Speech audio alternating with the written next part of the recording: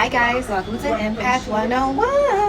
Empath 101 is a series of videos that tell you the basic but not limited to definitions of words that you will see often in the spiritual community. So let's get started with all of these definitions, and words are basic but not limited to. So the critiquing not needed, okay? Because it can be more elaborate or it can be more simple depending on where it resonates to your story. And also, these are timeless. So a lot of times when these videos pop up in front of you or on your stream, that means this is for you. Now, today we are going to break down the word consciousness. We all hear the word consciousness a lot. That's a big part of when you're learning about spirituality or just in general. So let's see what consciousness actually really means. So, in a spiritual context, consciousness refers to a state of awareness that transcends ordinary perception, encompassing a deeper understanding of oneself, the universe, and one's place within and of God, and in God, and your ancestors and spirits. Let's add that.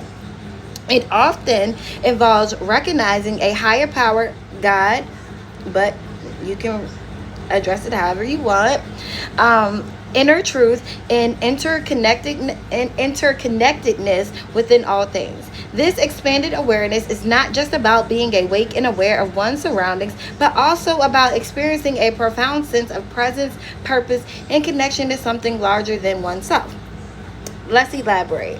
Well, first, let me break this down. So, consciousness is being somebody that is in tune with the fact that, first of all, we are not the only live beings on earth, period.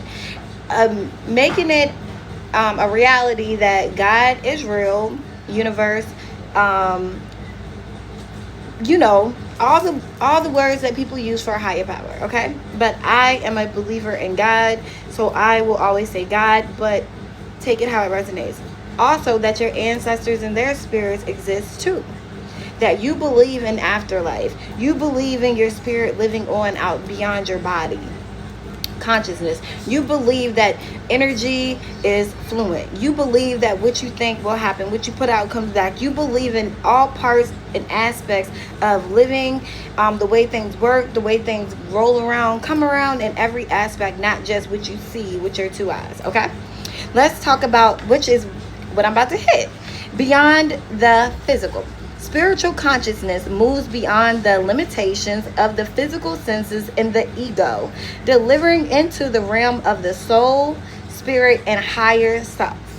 Self-awareness. It involves a deep understanding of one's thoughts, emotions, beliefs, and motivation, as well as the impact of one's actions on oneself and others. Okay? So, you believe in, like I was explaining before we even got to this point, you believe that what you put out comes back in. You believe in manifestation. You believe that you are not limited just what the eye can see. You believe that you are a limitless being. That limits in the constraints that the world try to put on you, the categories and the suppression is not real. Like, as long as you believe that it's not there and you can be and do whatever you want, and yes, I have shorts on, okay? You believe and you know that whatever you want, you can do. Whatever you put your mind to, you can do. Whatever you envision for yourself, and you're taking steps towards it, that you can achieve it. You don't believe in a limitation of just what you see. You know that God is a miracle worker. You know the energy works for you, and you cultivate your own surroundings, energy, and life. Yes, it's hard to believe in the things that you do not see, but that's where this walk by faith and not by sight, and that's even in the Bible. So even if you're not all the way into spiritual practices, as you know, spiritual people are, even if you're a Christian, you're Catholic, you're Baptist, whatever, you still believe in walk by faith and not by sight, which is being consciously aware of something outside of yourself, being bigger than us, is there. Okay? Connection with the divine. Divine is anything, any type of spirit. God, it is your angels, it is your spirit team, it is your ancestors, it is any being that you basically cannot see, but you might can feel, and some people can see, some people can't, but you know how they go. Spiritual consciousness often involves recognizing a divine presence, whether it's a higher power, universal consciousness, or a sense of interconnectedness with all beings. Mindfulness and presence. Cultivating mindfulness and being fully present in the moment are key aspects of spiritual consciousness, allowing one to experience life more deeply and authentically.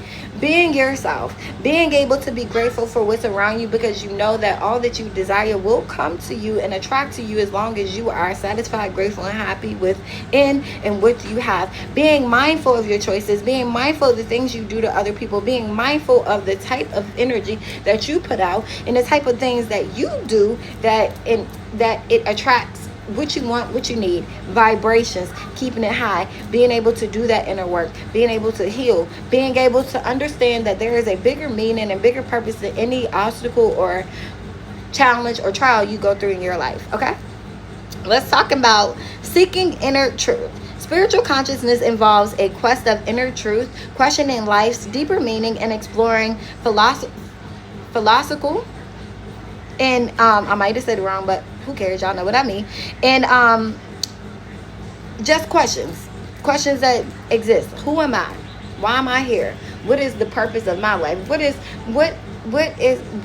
am I supposed to be accomplishing on this journey? Like, if you believe in reincarnation, what's up with my last life? What happened? Trying to figure out your purpose, your path, your roadway, and all aspects of it, of you, not of the person beside you, not of them, not of her, not of they, of you, your own soul and your own soul's journey. Okay, so compassion and love. It often manifests as compassion, kindness, and a desire to serve others and contribute to the well-being of the world. Levels of consciousness. Some spiritual traditions describe different levels of consciousness ranging. Okay, let me get my words together. Retrograde. Ranging from an ego-based consciousness to higher states of expanded awareness, where the sense of separation from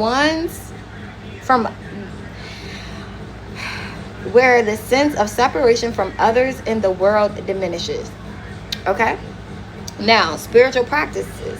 Many spiritual practices such as meditation, yoga, and mindfulness are designed to cultivate and expand consciousness.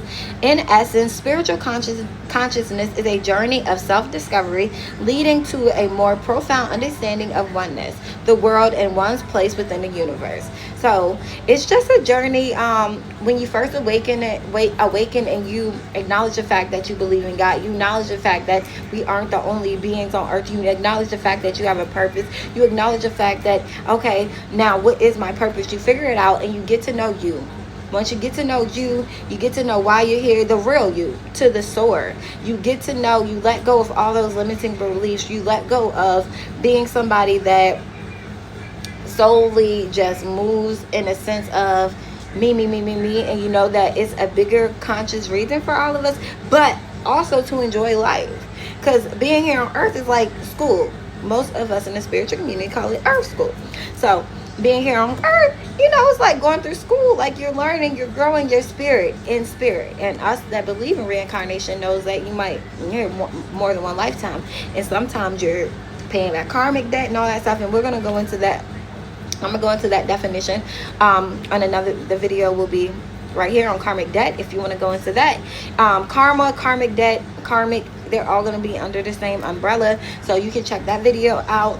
But so we know being conscious is just being aware of that we are not the only things here, being aware of everything outside of us, God, our ancestors, knowing that we have a higher calling and destiny over our life, and really that we aren't in control. You release the need to control everything. You enjoy the moment, you enjoy what you have, and you continue to progress to move forward to whatever your journey is consisted of. And everybody has their own journey for their own soul. So let's continue to learn together so we can grow together. And as I always say, remember to pray. Bye, guys.